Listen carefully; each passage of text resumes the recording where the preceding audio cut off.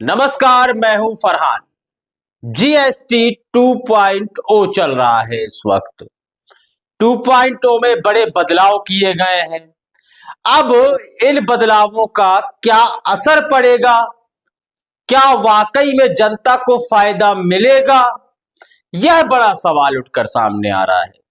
पहले तो आपको आसान तरीके में यह समझ लेना चाहिए कि जीएसटी के कितने स्लैब हैं। मैं 40% वाली जीएसटी को हटाकर बता रहा हूं। तो अब यहां 4 स्लैब बचते हैं। 5% जीएसटी, 16% जीएसटी, 18% और 28%। ये 4 तरह की जीएसटी आमतौर पर लोगों में लगाई जाती हैं। और जो 40% वाली जीएसटी है वह मादक पदार्थों में, यदि आप अपना कोई हेलीकॉप्टर, पर्सनल विमान, 1500 सीसी से अधिक की कार, ऐसे इनका थोड़ा क्राइटेरिया अलग है, लेकिन आमतौर में जो जीएसटी लगती है उनके बारे में चर्चा करते हैं। और इस 2.0 जीएसटी से आम पब्लिक को कितना फायदा होने वाला है, इस पर चर्चा बेहद जरूरी है। तो जैसा कि मैंने बताया, 5, 12, 18 और 28 4 स्लैब में जीएसटी लगती थी। अब यहां पर सरकार ने 2 स्लैब खत्म कर दिए हैं। वह कौन से 2 स्लैब हैं? 12% वाला स्लैब और 18% वाला स्लैब 28% वाला स्लैब खत्म कर दिया गया है। अब बचा 5% और 18%। 5% में वह चीजें आती हैं जैसे कपड़ा, प्याज, आलू, जो आप बाहर से खरीदते हैं। यह इसको मानिए कि ये जो का त्यों है। अब बात आती है 12% वाली जीएसटी पर। ठीक, 12% की जीएसटी वो जीएसटी है जो मध्यम वर्ग के लिए बहुत ज्यादा महत्वपूर्ण थी चीजें।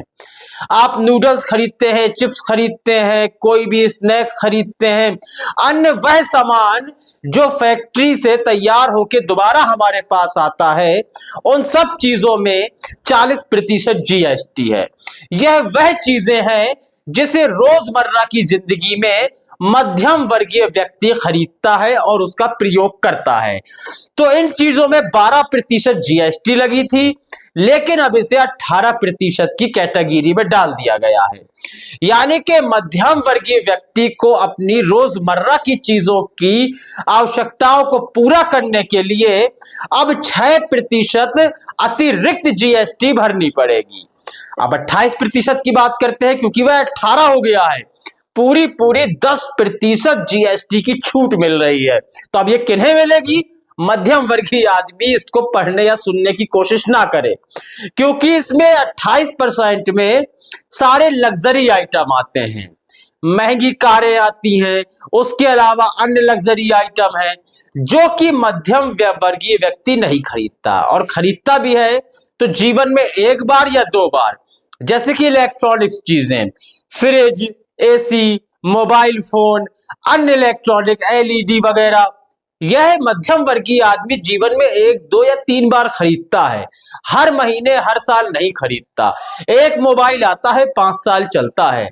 एक टीवी टंग जाता है, जब तक खराब ना हो, दम ना तोड़ दे, तब तक वह टंगा रहता है। यहां फायदा हुआ इस 2.0 जीएसटी से केवल पूंजीपति वर्ग को, जो प्रत्येक वर्ष कारें बदलते हैं, हर महीने नया टीवी लेते हैं, मोबाइल फोन नया लॉन्च होते ही उन्हें लेना है, तो उन्हें इस जीएसटी 2.0 का पूरा फायदा मिलेगा।